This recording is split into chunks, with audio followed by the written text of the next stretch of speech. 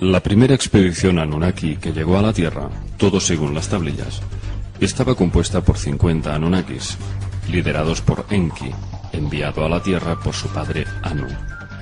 El motivo de esta visita no era otro que el de establecer un puerto espacial en el Golfo Pérsico, para construir una refinería y realizar grandes extracciones de oro y minerales. Los Anunnaki se enfrentaban a una grave crisis en el ecosistema y atmósfera de su planeta Nibiru. Los rayos ultravioleta del Sol de su galaxia estaban causando estragos debido a su débil capa de ozono. Necesitaban el oro para su propia supervivencia. Idearon un sistema para refinar el mineral y lo liberaban con partículas en polvo en suspensión en su estratosfera. De esta forma creaban una barrera protectora contra los rayos solares.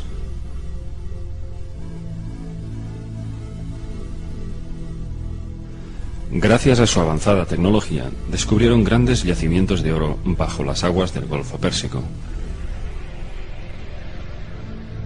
Enki, encargado del proyecto, pidió a su padre edificar la primera ciudad en la Mesopotamia meridional. La ciudad se llamaba Eridu, que significa casa construida en la lejanía.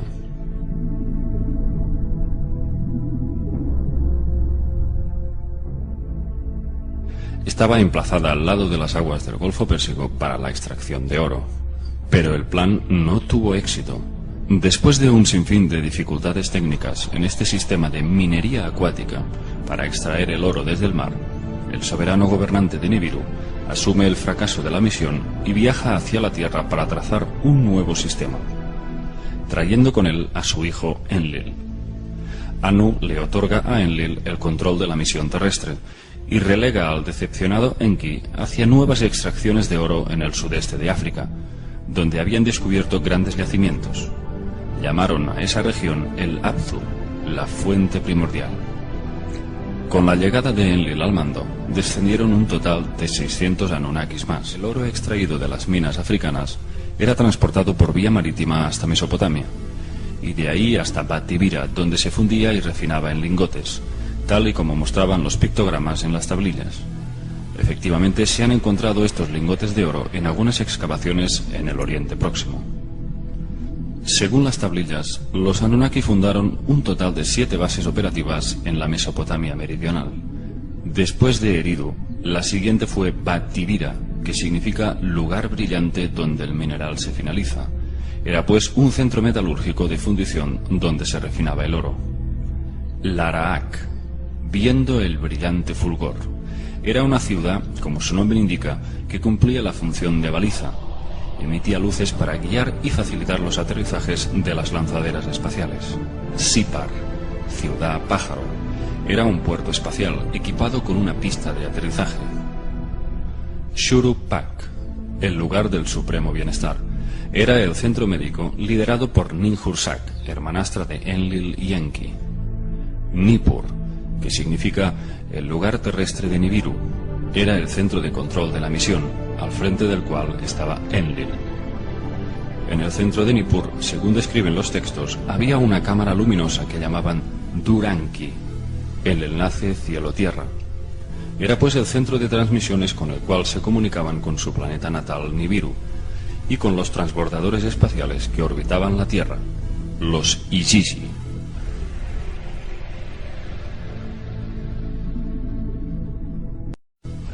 La palabra Igigi significa aquellos que ven y observan. Eran los astronautas de la misión. Los Igigi permanecían en el espacio en espera de recibir el oro y lo embarcaban en naves con destino a su planeta Nibiru. Había un total de 300 Igigis orbitando la Tierra. El investigador ruso Zecharia Sitchin se dio cuenta de que todas esas ciudades estaban estratégicamente configuradas como centros para recibir lo que podríamos llamar transbordadores espaciales. Solamente observando desde el cielo, todo aquello empezaba a cobrar sentido. Dispuso un mapa de la región y empezó a marcar círculos concéntricos alrededor de esas ciudades.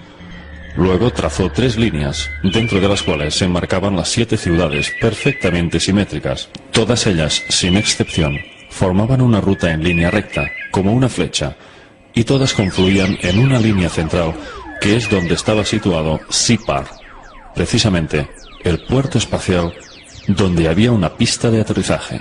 Esta parece ser una evidencia difícil de rebatir, puesto que estas localizaciones parecen regirse por una geometría matemática que va más allá de las leyes de la casualidad. Las tensiones entre Enlil y Enki se agravaron cuando su medio hermana Ninhursag, la oficial médico en jefe, fue enviada a la Tierra para ayudar en los centros operativos. Ninhursag intentó seducir a sus 2 hermanos con el claro propósito de seguir las reglas de sucesión. Si uno de ellos le daba un hijo, heredaría el trono. Tanto Enlil como Enki mantuvieron relaciones con Ninhursag en varios intervalos de tiempo, y ésta les dio varios hijos a ambos.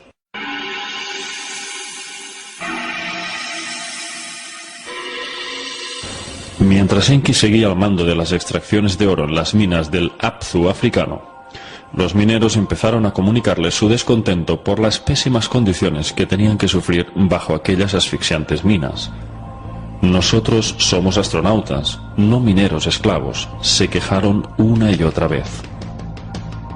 Cuando Enlil acudió a las minas en una inspección rutinaria, estalló la revuelta. Los mineros Anunnaki organizaron un motín, quemaron sus herramientas y se dirigieron en tropel hacia la casa de Enlil. Se desató una violenta reprimenda y todos gritaron que ya no volverían a las minas.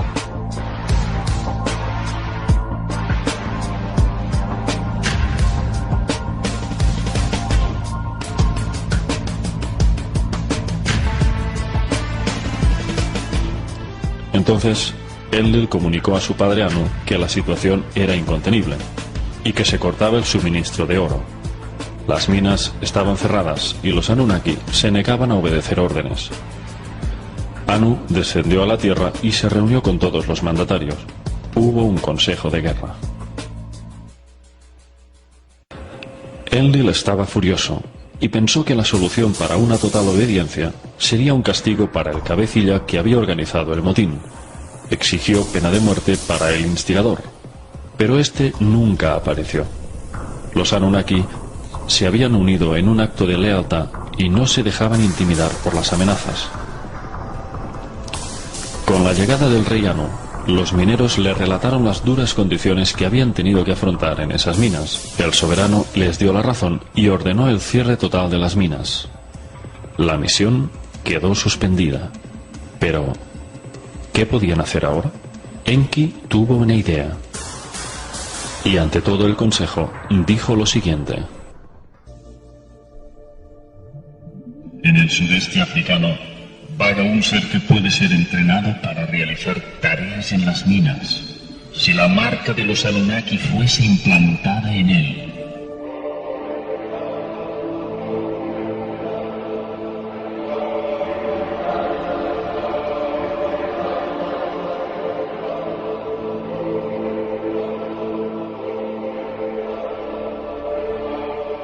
Enki se estaba refiriendo al Homo erectus. Enki proponía crear un híbrido realizando un cruce de genes de ambas especies. Se había propuesto desafiar la evolución natural y alterar las leyes de la vida con un experimento cuyas consecuencias no podían prever en aquel momento. Debido a que la situación requería un plan inmediato, el Consejo aprobó la idea y le dijo a Enki: Crea un Lulu y deja que sufra el yugo de los Anunnaki.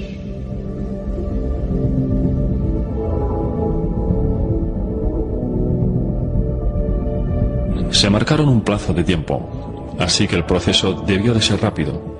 Con la intervención de Ninhursag y sus elevados conocimientos como genetista, se puso a trabajar al lado de su hermano Enki. Cogieron un homínido hembra y le extrajeron el óvulo, el cual fue fertilizado por el esperma de un joven Anunnaki. Una vez el huevo estaba inseminado, lo volvieron a reimplantar, pero no en la mujer mono, sino en el útero de una hembra Anunnaki.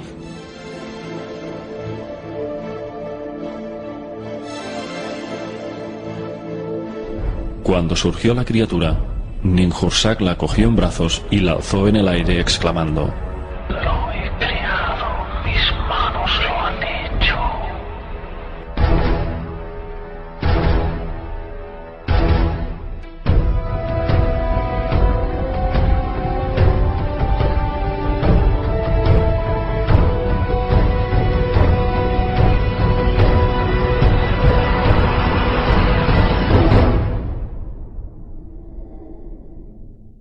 Repitieron el procedimiento implantando más óvulos en los úteros de las llamadas diosas procreadoras. Lo hacían en fases de 14 inseminaciones y cada vez les procuraban 7 machos y 7 hembras. El trabajador primitivo empezó a trabajar en las minas, aunque aquella primera versión de hombre tenía una capacidad mental muy limitada y en algunos casos insuficiente incluso para saber manejar las herramientas correctamente. Además, no tenía la capacidad para reproducirse y sus vidas eran muy cortas, en comparación a los Anunnaki, que tomaban un misterioso alimento de la vida que les permitía vivir periodos extremadamente largos. Enki decidió mejorar su experimento y se encerró en los laboratorios biológicos de Eridu para perfeccionar al Homo sapiens y hacerlo más listo y más longevo.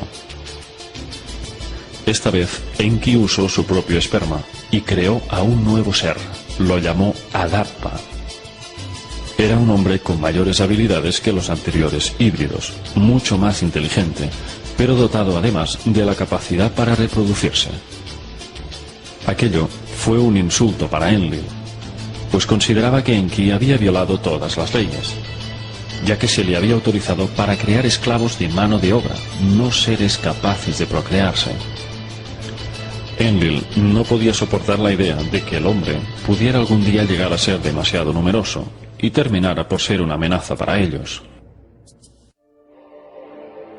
Una vez que Anu fue informado de la nueva creación de Enki, se levantó del trono y gritó: «Dejad que me traigan a Adapa ante mí». El gran soberano estaba inquieto por las maravillas que había escuchado de esta versión mejorada del Homo sapiens. Quería comprobar en primera persona cuáles eran esas cualidades de las que hablaban. Una nave espacial estaba dispuesta para embarcar a Adapa hacia Nibiru, pero antes del viaje, Enki tuvo miedo de que intentaran exterminar a su criatura y le advirtió con estas palabras: Adapa, tú irás ante la presencia de Anu, el gobernante. El camino al cielo tomarás. El rostro bondadoso de Anu, ellos te mostrarán.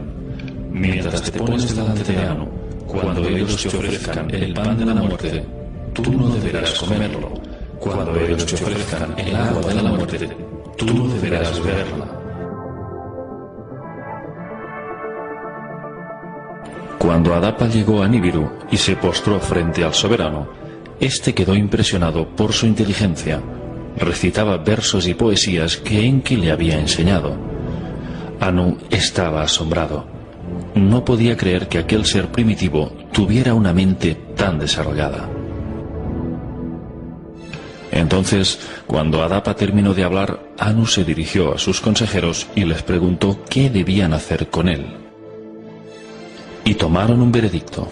Fascinados por sus encantos, querían que Adapa se quedara en Nibiru. De modo que le ofrecieron el agua y el pan de la vida, lo cual le daría la inmortalidad para permanecer con ellos en su mundo. Pero una vez le sirvieron el pan y el agua, Adapa rechazó tomarlo, siguiendo el consejo de Enki. Así fue como Adapa regresó de nuevo a la tierra, sin haber sido obsequiado con la vida eterna.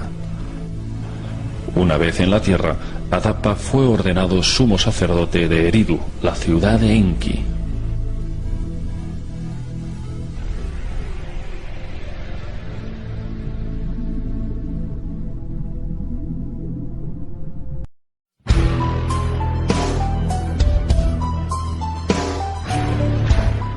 Después de la creación de Adapa, los dioses convivían con el hombre, y la raza humana proliferó en número.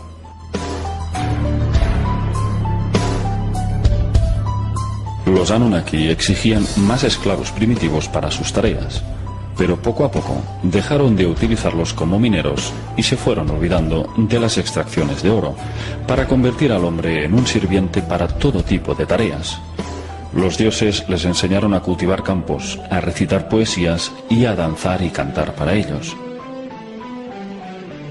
hasta que algunos hombres fueron ordenados sumos sacerdotes para que construyeran templos para venerarles.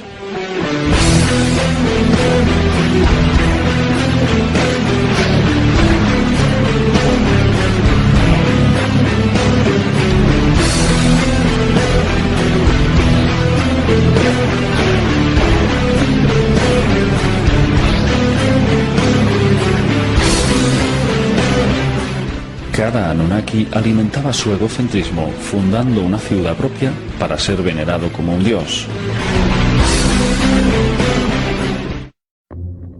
Todo lo que sabemos sobre los Anunnaki se lo debemos a un excepcional descubrimiento que tuvo lugar en un yacimiento de la bíblica ciudad de Nínive, la antigua capital asiria.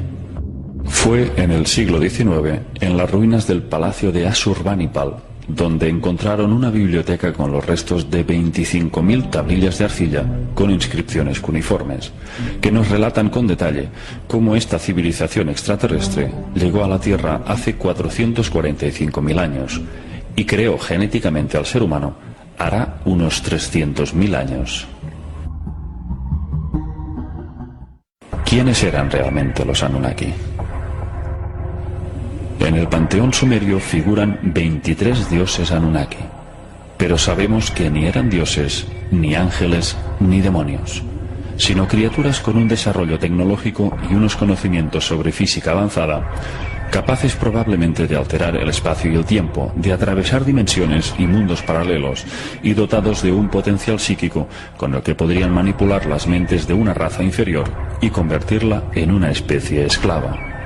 Ante una civilización tecnológica como la suya, el hombre les consideró dioses celestiales con poderes para gobernar el cielo y la tierra.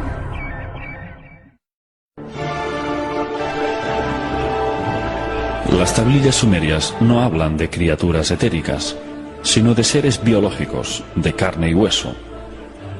Los Anunnaki eran una raza guerrera, arrogante y con unos instintos de conquista y poder insaciables.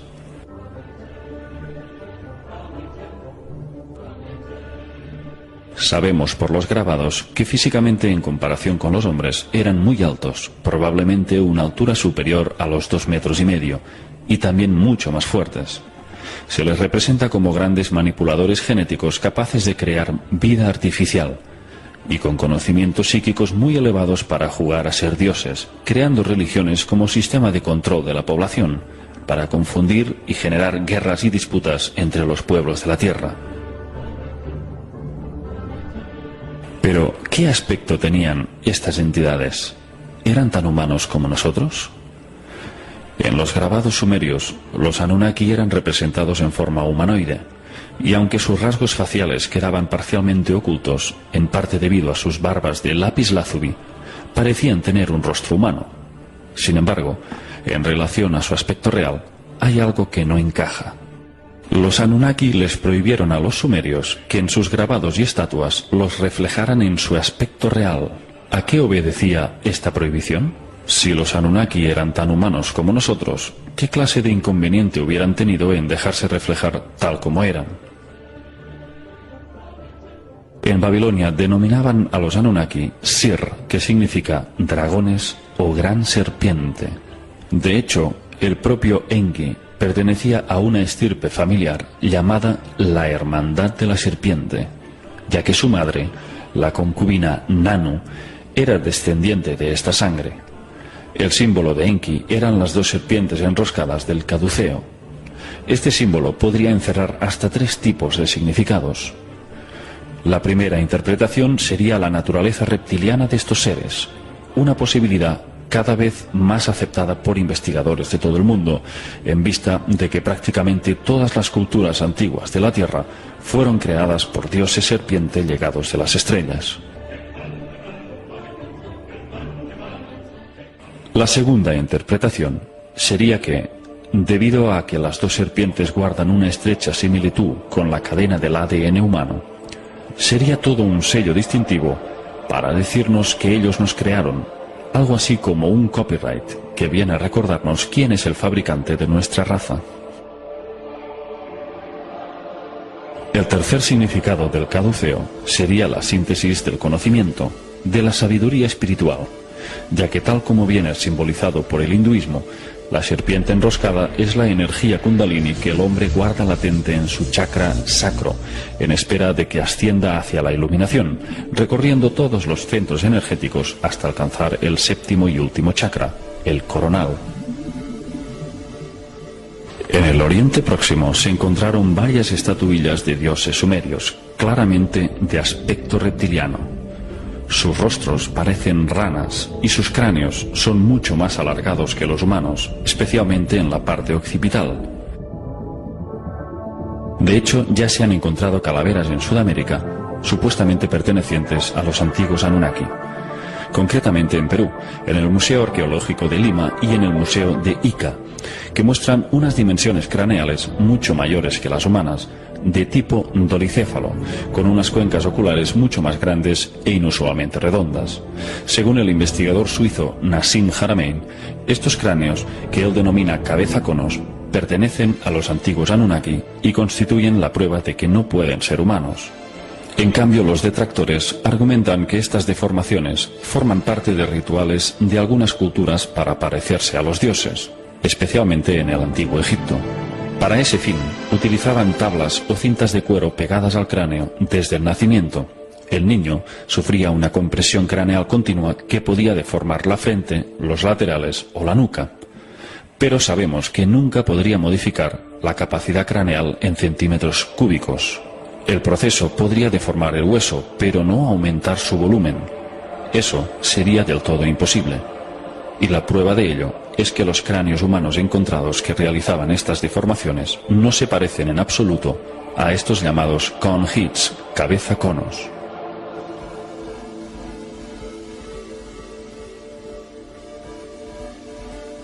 El mayor tamaño de cráneo humano que se tiene conocimiento alcanzaba unos 1980 centímetros cúbicos. Sin embargo, algunos de estos misteriosos cráneos alcanzaban un tamaño de unos 3.200 centímetros cúbicos, una diferencia importante.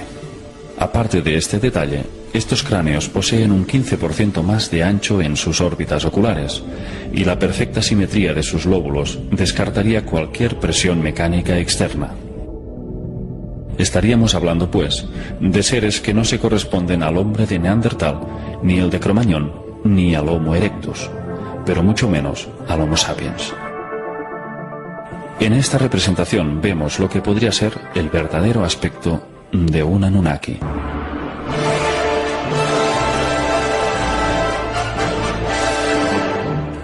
Según las tablillas, eran seres territoriales, belicistas y tremendamente ritualistas.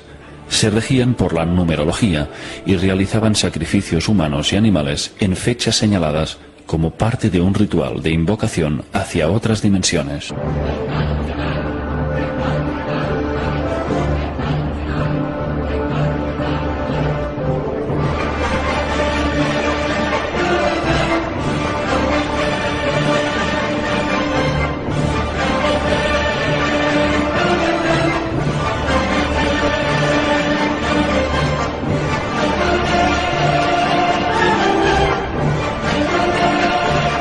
Durante sus ceremonias, sometían a los sacrificados a todo tipo de vejaciones, siguiendo un patrón parecido a los rituales adámicos.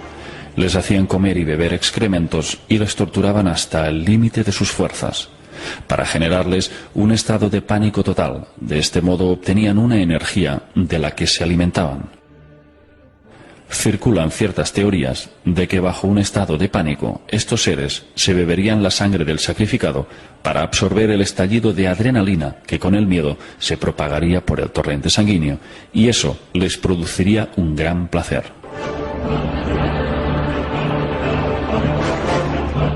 Enki, en cambio, era contrario a estas prácticas y luchaba para liberar al ser humano de su esclavitud, a través de la fundación de las llamadas antiguas escuelas de sabiduría, que tanto proliferaron en Egipto.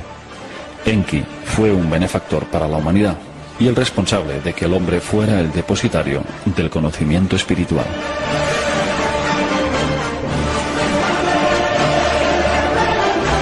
¿Fuimos visitados en el pasado y posteriormente creados genéticamente por una raza de reptiles humanoides?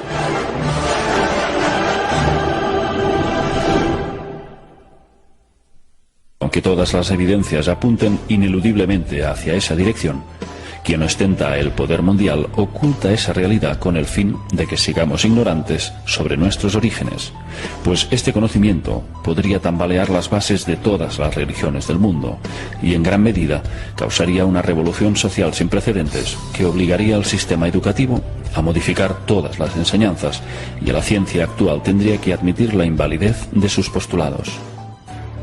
Entre el 10 y el 14 de abril del 2003, en plena invasión de Irak, el ejército de los Estados Unidos saqueó el Museo Nacional de Antigüedades de Bagdad y robó grandes cantidades de figuras, tesoros y tablillas que nos hubieran revelado mayores detalles de la conexión reptiliana de los Anunnaki. El 80% de los 170.000 objetos que albergaba el museo fueron robados y destruidos. Durante el saqueo, un incendio en la Biblioteca Nacional de Bagdad destruyó archivos de incalculable valor.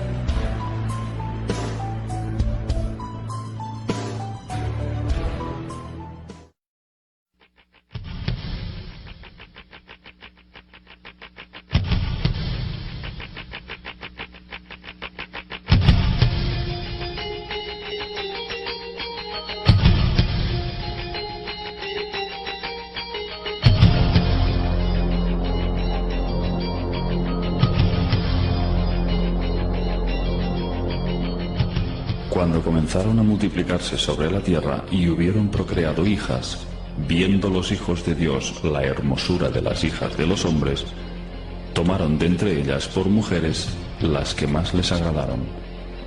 Libro del Génesis.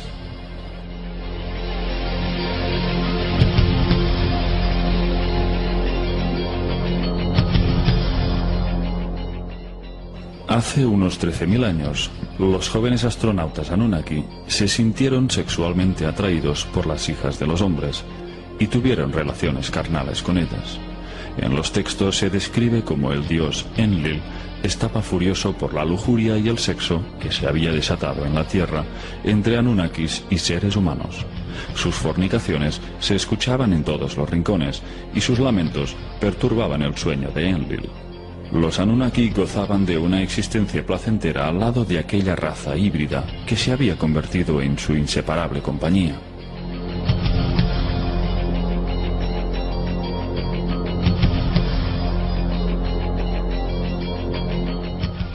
Enlil entró en cólera, hastiado por la dependencia que sus congéneres sentían por los humanos. Impotente al no poder controlar la situación, exclamó: «Destruiré al habitante de la tierra que he creado y lo echaré de la faz de la tierra». Pero Enlil no tuvo que idear ningún sistema para aniquilar a la especie humana. Una catástrofe de grandes proporciones se cernía sobre la tierra. Los planes de Enlil se verían materializados pronto y llegarían en bandeja, sin tener que hacer nada. El clima de la Tierra estaba cambiando y se perfilaba una nueva era glacial. Las cosechas se diezmaban, el frío era cada vez más gélido y las lluvias escaseaban. El hambre se extendió por toda la Tierra y los dioses Anunnaki, por mandato de Enlil, no ofrecieron ninguna ayuda. Enki proclamaba piedad para los pueblos hambrientos, pero la crueldad de su hermano imperó con mano firme.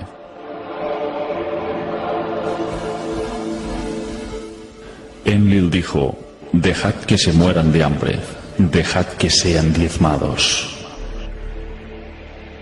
Y pronto llegó la confirmación de las causas que provocaban esos cambios climáticos. En una estación científica situada en el extremo de África, Enlil recibió los primeros datos de alarma. La gran placa de hielo antártica se estaba deslizando peligrosamente hacia el océano. La inestabilidad de los hielos se debía a la atracción gravitacional que ejercía el planeta Nibiru, cuya órbita se aproximaba a la Tierra como hacía cada 3.600 años, pasando entre Marte y Júpiter. En cada paso próximo ejercía unos efectos de desequilibrio terráqueo, tanto a nivel magnético como climatológico. Si en otras ocasiones se habían producido violentos terremotos, en esta ocasión el enorme casquete del Polo Sur que se había creado capa tras capa peligraba de volverse inestable. El peso de la fricción en su base provocó un calor que la atracción de Nibiru podía hacerlo tambalear. Enlil debió de sentir una gran satisfacción cuando la estación científica reveló que una vez la capa de hielo se hubiera desprendido totalmente hacia el océano, provocaría unos oleajes tan grandes que llegarían a sumergir al planeta entero bajo las aguas.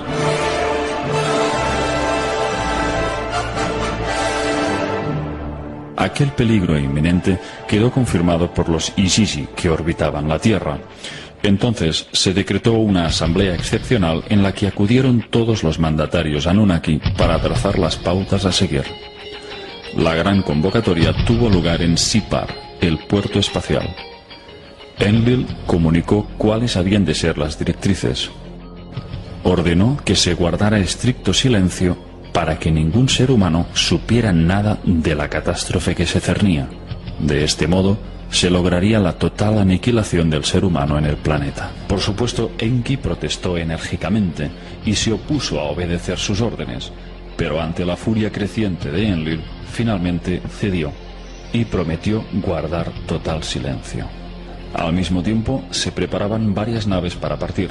Los Anunnaki tampoco sobrevivirían al desastre si permanecían en tierra firme. Su plan consistía en esperar el momento exacto para abandonar el planeta y dejar que las aguas arrasaran toda forma de vida. Alrededor del año 2900 a.C., en la ciudad de Shuruppak, un hombre había sido elevado a la condición de rey. Su nombre, Ziusudra. En la versión bíblica era conocido como Noé. Enki lo había engendrado fruto de su unión con una humana, pero su paternidad se le había atribuido a Lamec, descendiente de Adapa. En el libro de Enoch se nos detalla que Matusalén había elegido una esposa para su hijo Lamec. Cuando ésta quedó embarazada, tuvo un hijo singular, que los textos describen así: su cuerpo era blanco como la nieve y rojo como una rosa floreciente, y el cabello de su cabeza y sus largos mechones eran blancos como la lana, y sus ojos eran hermosos. Y cuando abrió sus ojos, iluminó toda la casa como el sol, y toda la casa estaba resplandeciente. Después del nacimiento de Noé, Lamec corrió hacia su padre y le dijo: he engendrado a un extraño hijo, distinto y diferente del hombre, y parecido a los hijos de los dioses de los cielos, y su naturaleza es diferente y no es como nosotros. Y me parece que no ha nacido de mí, sino de los ángeles.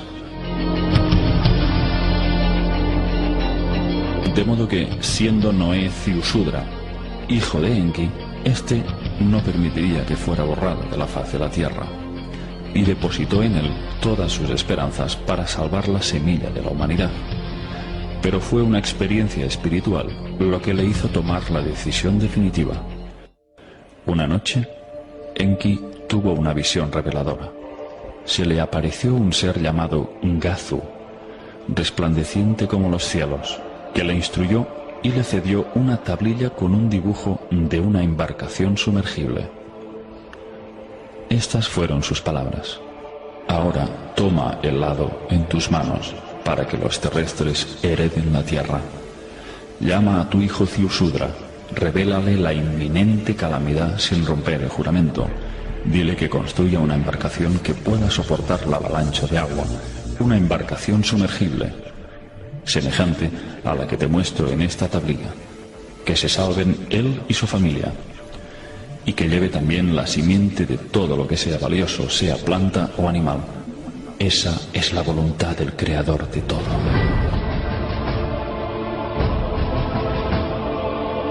Cuando Enki despertó, vio que aquella tablilla estaba a su lado.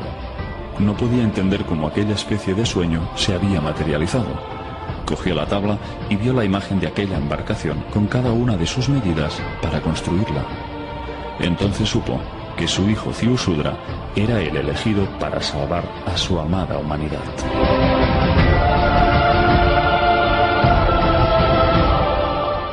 Enki entró en acción y lo hizo de una forma indirecta y sutil, penetrando en lo más hondo del subconsciente de Ziusudra, a través de sueños en los que le dio las instrucciones pertinentes para construir aquella arca que los tenía que salvar.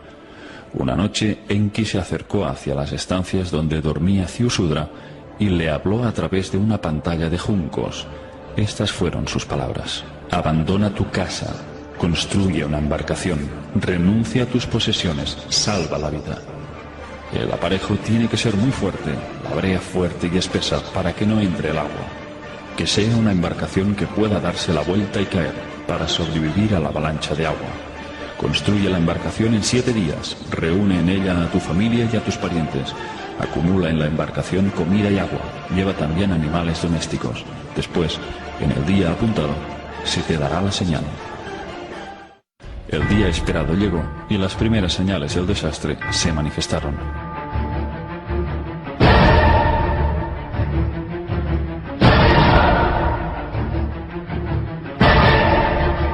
Esta es la narración literal de los textos sumerios. Con el resplandor del amanecer, una nube negra se levantó por el horizonte. La luz de la mañana se convirtió en oscuridad, como si la sombra de la muerte la velara. Después se oyó como un estruendo de truenos y los cielos se encendieron con los rayos.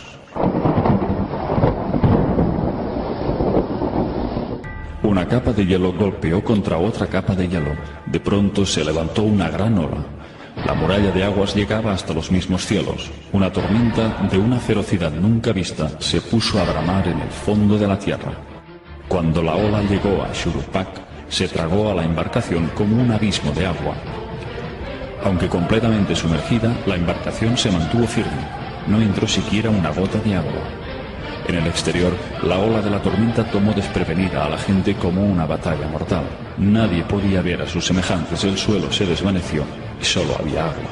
De pronto las poderosas aguas habían cubierto la tierra firme. Antes de que terminara el día, la muralla de agua, ganando velocidad, arrolló las montañas. Los Anunnaki observaban la dramática escena desde las alturas, a bordo de la nave espacial que se elevaba en los cielos. Todos pudieron ver cómo se extinguía la vida. En ese momento les embargó el dolor de un profundo arrepentimiento. Todos los Anunnaki se dieron cuenta de cuánto habían amado a la Tierra y a la humanidad.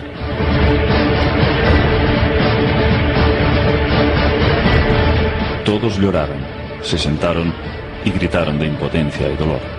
Se escuchaban los llantos de Ninhursag, Ishtar y el resto de líderes Anunnaki.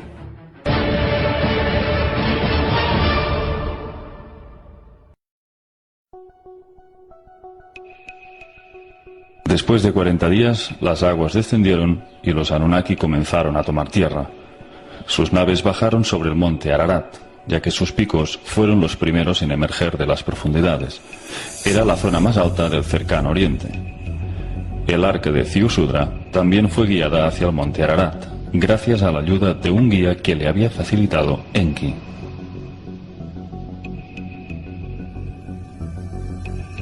Cuando aterrizó la nave de Enlil, este vio llegar a Ziusudra con su embarcación hacia el monte. Enlil estalló de ira al ver que la semilla de la humanidad se había salvado. No podía tolerar que un pequeño grupo de humanos hubieran sobrevivido. Pero Enki consiguió persuadirle. Le hizo razonar el hecho de que todos los Anunnaki necesitarían el servicio y la ayuda del hombre para reconstruir el nuevo mundo. Entonces Enlil bendijo a Ziusudra y a sus hijos, y les dijo: procread y multiplicaos, y volved a llenar la tierra.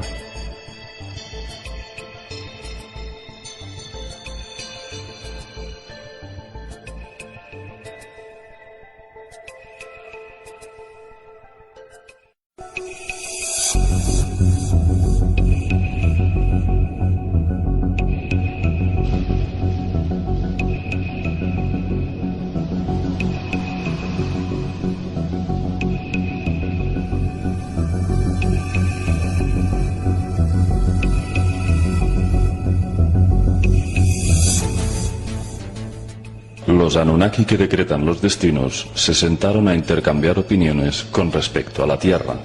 crearon las 4 regiones. Cuando las aguas descendieron y las capas de lodo se secaron, las tierras de Sumer fueron repobladas de nuevo por los grandes dioses Anunnaki. Solo en las tierras altas era posible la siembra de cereales y hortalizas, de modo que, según los estudios de Sitchin, la agricultura emergió súbitamente después del diluvio universal en el llamado Monte de los Cedros, en Baalbek, Líbano. Según los textos, Anu envió las semillas desde el cielo a su hijo Enlil. Enlil transportó la cebada y la sembró en la montaña. Transportó aquello que vegeta. Ante las infinitas posibilidades que les permitía esta segunda reconquista de la tierra, pudiendo partir desde cero, los hermanos rivales Enlil y Enki dividieron la tierra en 4 regiones, pero no solo para gobernarlos ellos mismos, sino sus respectivos descendientes. Un sorteo extraordinario arrojó el siguiente resultado. Enlil y sus hijos heredarían Asia y Europa. Enki y su clan gobernarían África.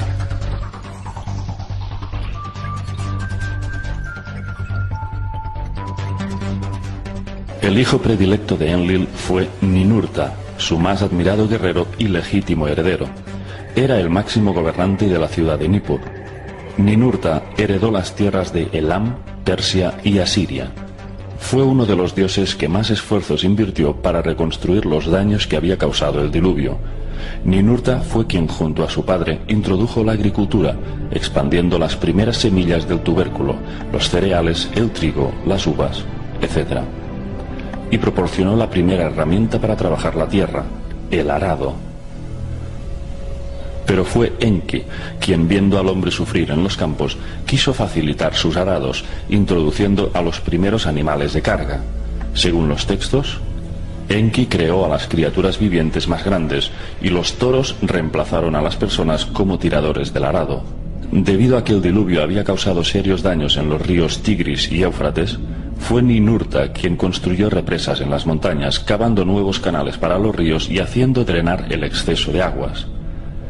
Tales fueron los esfuerzos de Ninurta por reparar los daños y reconstruir al Nuevo Mundo, que los expertos encontraron un texto llamado Las hazañas y proezas de Ninurta, en donde se describe cómo el afamado dios, fruto de su exceso de movilidad, estrelló su aeronave contra las montañas, un pequeño accidente del que salió ileso. Durante miles de años, Ninurta fue venerado por la humanidad como el dios que nos había enseñado a labrar la tierra. Otro hijo de Enlil fue Nannar, o también llamado en acadio el dios luna Sin. Era representado como un anciano con cuernos y barba. Su símbolo era una luna creciente. Era el dios lunar masculino. Nannar fue un dios benévolo, que heredó Sumer y todas las tierras que se extendían hacia el oeste, hasta el Mediterráneo. Nannar se encargó de reedificar las ciudades antediluvianas que habían sido arrasadas por las aguas. Las reconstruyó desde sus mismos cimientos, creando a su vez otros nuevos asentamientos. Nannar tuvo 2 gemelos, Inanna y Utu, que tuvieron una gran repercusión en la llamada Guerra de los Dioses, que pronto se desataría entre los Anunnaki. Inanna, o en acadio, Ishtar, era la diosa del amor y la guerra. Aunque tenía 7 templos de veneración en Sumeria, el mayor de todos era en la ciudad de Uruk. Inanna era una diosa guerrera conocida por sus insuperables habilidades de lucha.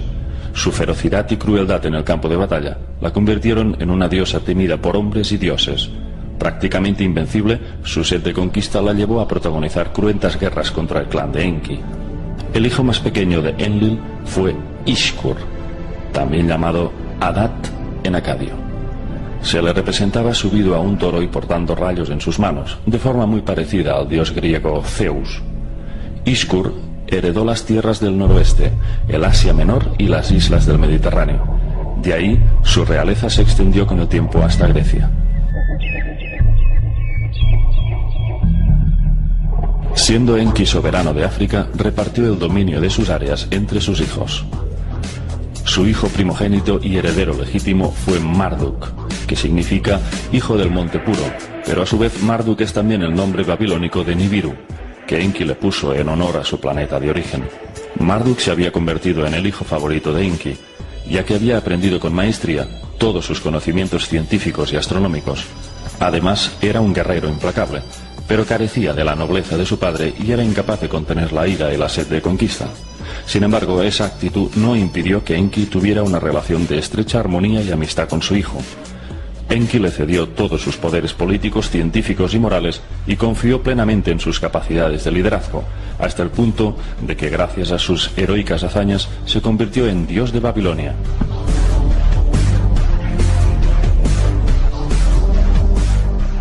Marduk adquirió cada vez más poder, llegando con el tiempo a eclipsar incluso al mismísimo Enlil. Cuando Babilonia se convirtió en la capital de Mesopotamia, Marduk rebasó todos los límites del poder y fue nombrado Dios Supremo de Babilonia y de las 4 regiones de la tierra.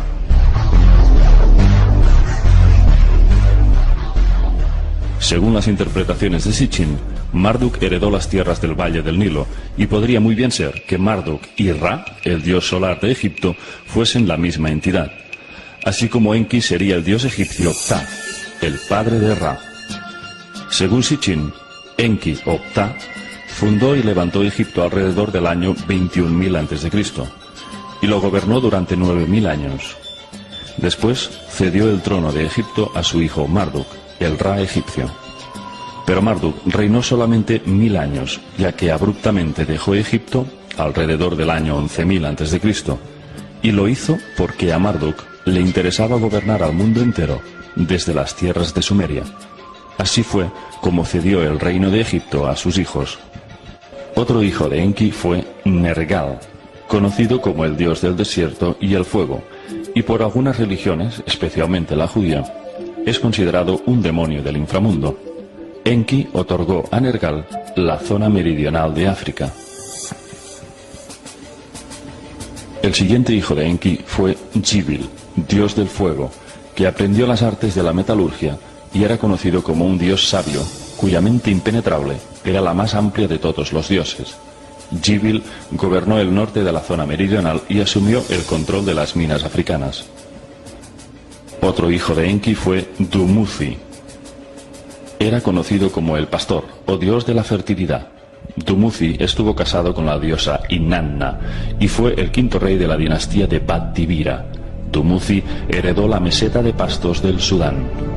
La 4ª y última región que faltaba para repartirse entre los Anunnaki fue la ciudad de Tilmun, emplazada en la península del Sinaí. Un punto clave en el establecimiento Anunnaki y eje central de todas sus misiones terrestres. Tilmun significa tierra de los misiles. Era un gran puerto espacial de donde partían sus naves.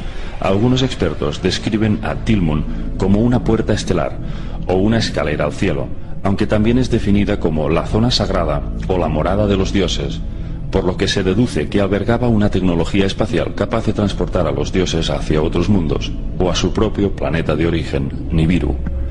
Todos los humanos que fueron escogidos para ascender hacia la morada de los dioses pasaron por Tilmun.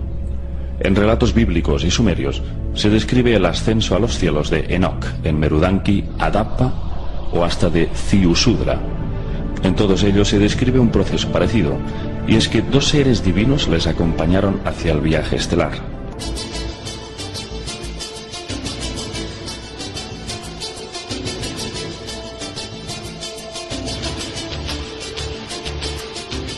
Por ejemplo, Adapa fue recibido ante la puerta de Anu por 2 jóvenes dioses, Dumuzi y Jizita.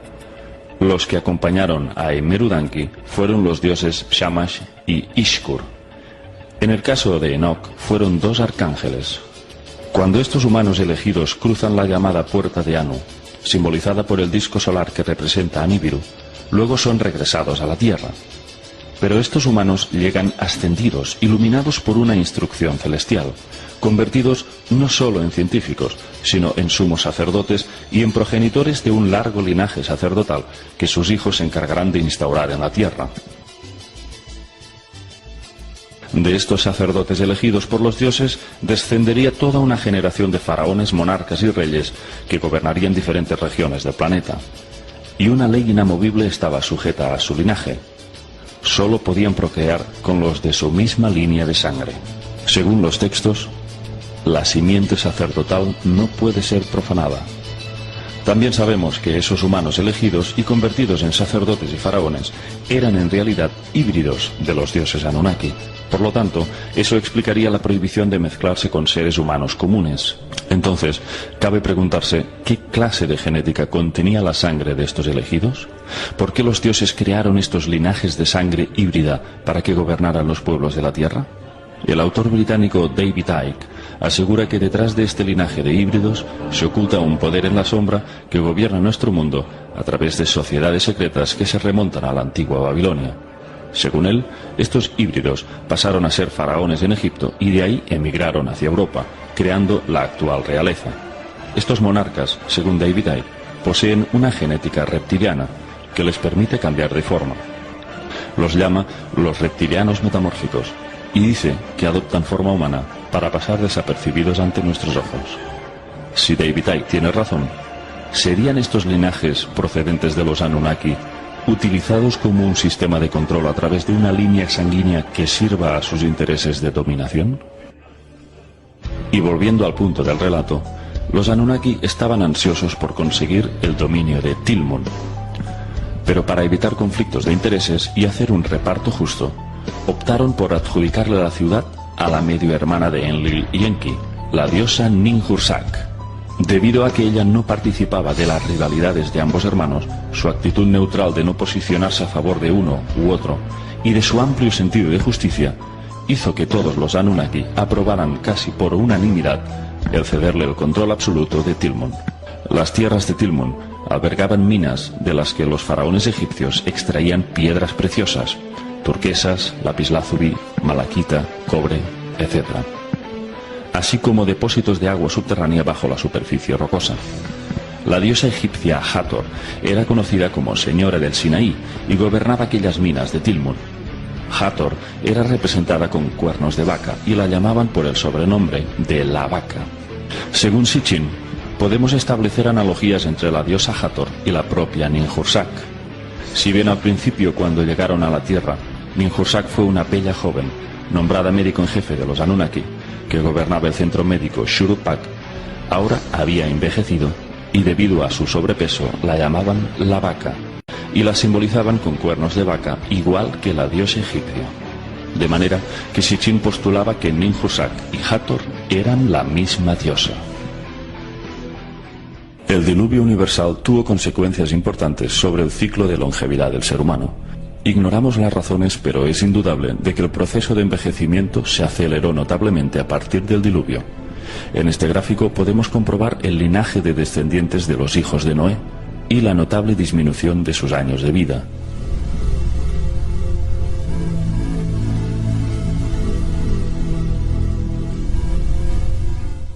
¿A qué se debió este proceso degenerativo? La pérdida de longevidad motivó en muchos seres humanos comunes la búsqueda de la inmortalidad, el secreto de la vida eterna que solo los dioses Anunnaki custodiaban.